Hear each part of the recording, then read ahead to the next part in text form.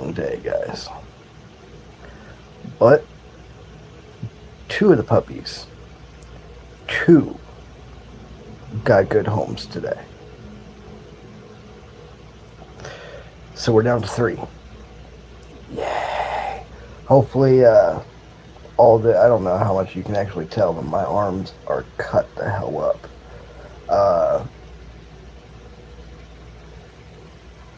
Fingers crossed, right? You know what's funny is I didn't even want Stella to get pregnant. She's not even my dog, for one, right? She's not even mine. But because I took responsibility of bonding with her and getting her to trust me and getting her acclimated and everything else, right? I didn't want her to get pregnant, even though everybody else was like, oh, we want Stella to get and Crew to get pregnant together. We want them to have puppies. Like, yeah, like, they have beautiful kids. Like, you guys can see that in the thumbnail. They're all gorgeous. But I didn't want her to get pregnant. Like, how can I best explain this? She had come from a situation where she was used as a kennel breeding dog, right? On top of, the abuse, because when we got her, she had hip dysplasia, and the neglect because she was, right?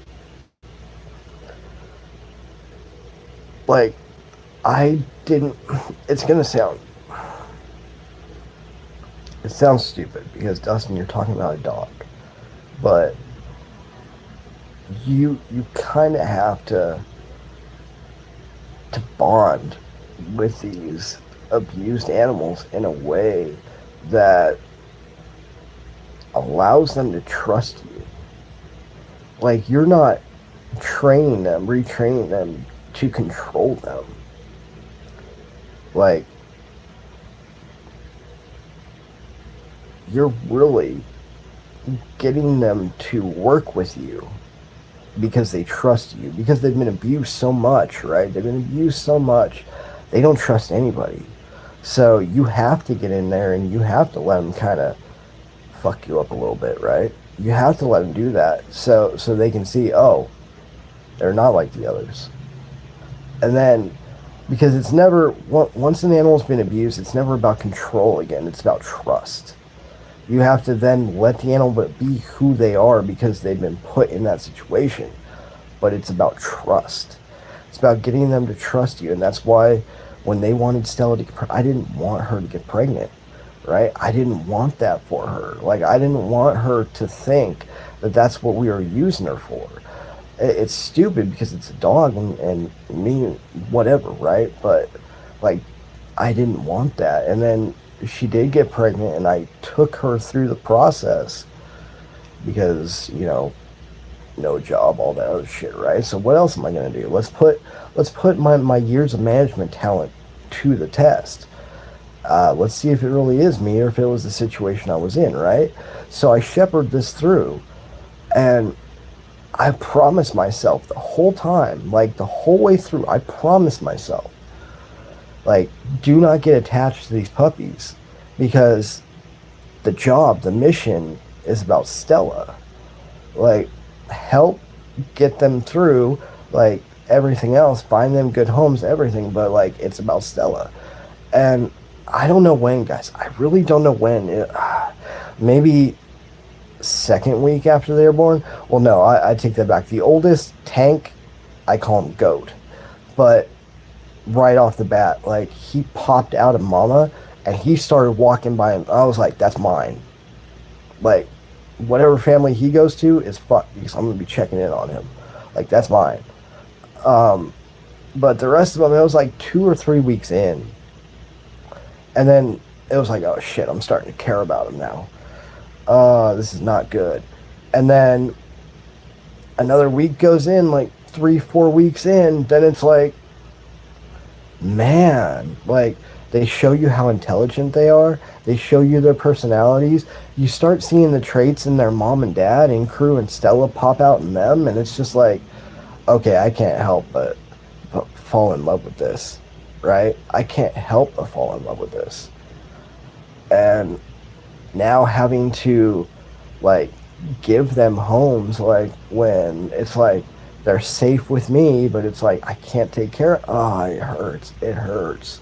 And this whole thing started about Stella, like, because I wanted her to feel like she belongs somewhere. And lo and behold, it it turned into something completely different. And now it's like every time we give one away, even though we know because I'm a thorough mother, let me tell you, every time we send one away, it's like, no, I don't want to. I trust them with me. They're safe with me. It's like, even though, like, I can put in the most hard work ever, making sure they go to the best homes, it's still like they're still better off with me, even though I can't. I promised myself I wouldn't get attached.